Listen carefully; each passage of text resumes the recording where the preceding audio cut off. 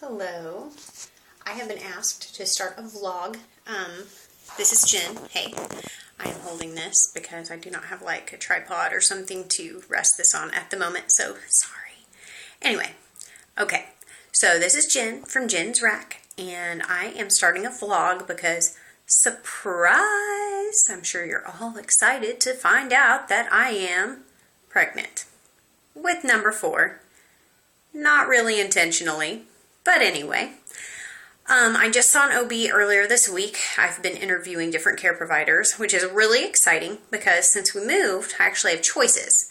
I kind of felt like in Midland, which is where I moved from, in Texas, I didn't really have a lot of choices. There were not a lot of VBAC-friendly providers, so I'll give a brief history. I had a cesarean with my daughter. I had a 42-hour long labor. My water broke. Did the thing natural for 30 hours. I was exhausted, stuck at a 4 for several hours. So I transferred from a freestanding birth center to the hospital.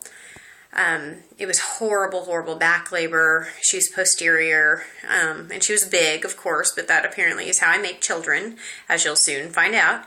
And anyway, she never really descended. I got an epidural at that point, and almost immediately I dilated to a 10, which makes me think that I was just stressed out and freaking out, and that's why I wouldn't go past a 4.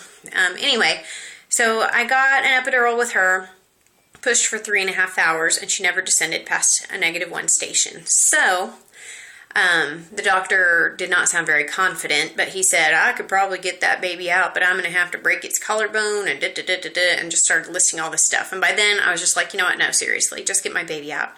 So after 42 hours of my water being broken and going through labor and stuff, she was born 9 pounds, 9 ounces and 21 inches long.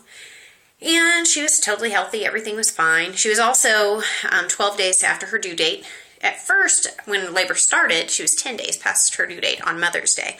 But then she was born on Mexican Mother's Day anyway, so I guess if I celebrated that, that would be quite exciting. Anyway, so then with my son, I knew I wanted a VBAC, so I went with the midwives again. And this time I decided to do a home birth. At that time, we had purchased a home, so it was more of a safe place to me. When I was pregnant with Grace, we lived in an apartment, and I really didn't want to labor there. So anyway, so I decided to have a home birth with him. His labor was super fast, fairly easy. I woke up, it was around 7:45, my husband was about to leave for work, and I said, yeah, because at 7:15 I'd woken up, felt like I'd lost my mucus plug. TMI, if you don't like that, you may leave now. Anyway, and I felt like my mucus plug had started falling out and it was gross.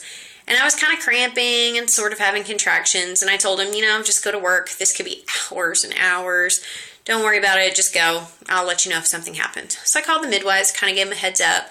Called my mom, gave her a heads up because she'd be watching Grace, and went about my business. Well, at 8:15, I knew it was time. I was starting to get grumpy and irritable and upset, and I knew that I was not going to be able to drive myself to my 9 o'clock midwife appointment. So I called my husband and I said, I know I told you to go to work, but I need you to come back now. So he came back home, drove me to my appointment. I was a stretchy 4. I honestly was there for an hour and don't remember any of it. And they sent us home with some oxygen and their birth kit, some of the stuff.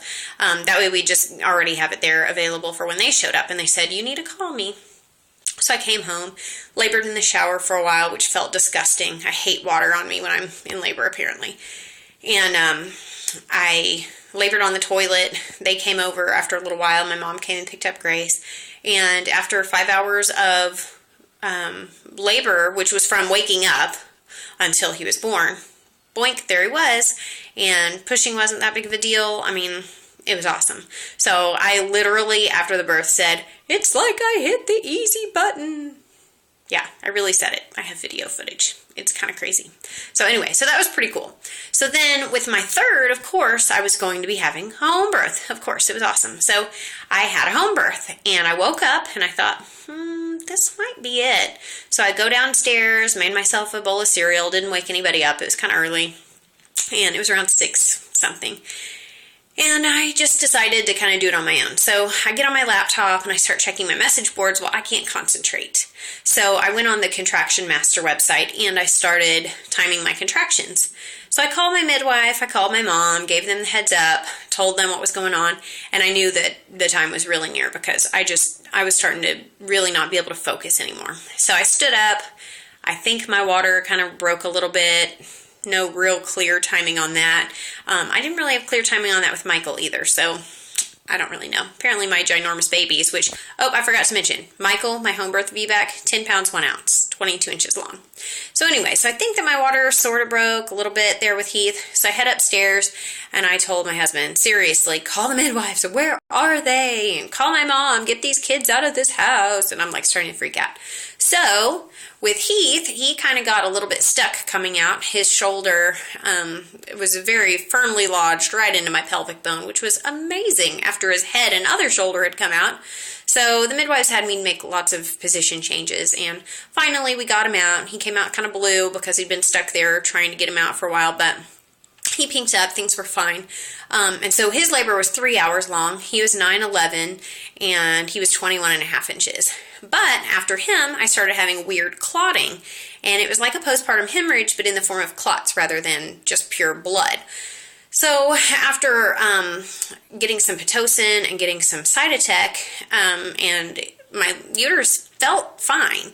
So we were really not really sure what was going on. So after all of that, we decided to transport. So I went via ambulance, which was great because these guys had no idea what they were doing. But anyway, my midwife said, now it's important to go ahead and make sure that you place firm pressure on her uterus every now and then to make sure that it stays nice and firm. And he had no idea where my uterus was. He was pushing on my pelvic bone, which didn't hurt, but it didn't help at all. So whatever. So we got to the hospital. I ended up getting a DNC and some blood, and they determined, I think, that it was like part of the amniotic sac because the placenta was completely intact. So that was kind of weird. So I ended up being in the hospital anyway, which really stunk. So with my two, I ended up at the hospital, and then with little sweet Michael, he was my easy birth. So anyway, this is getting very long. I think that I'll end it here in just a minute and then just do a different one for next time. But, so those are my birth stories, and here I am pregnant with number 4, surprise, and I've got to come up with, a care provider that I'm comfortable with, a hospital that I'm comfortable with, because I just feel more comfortable in the hospital now, knowing that I've transferred twice. I mean, 2 out of 3 times I've had to go to the hospital. So anyway, I think that it would just be better. And there are choices here. So I'll talk about that next time, kind of about my care provider choices and some of the things available for VBACing moms in the Dallas-Fort Worth area that I've been kind of looking into.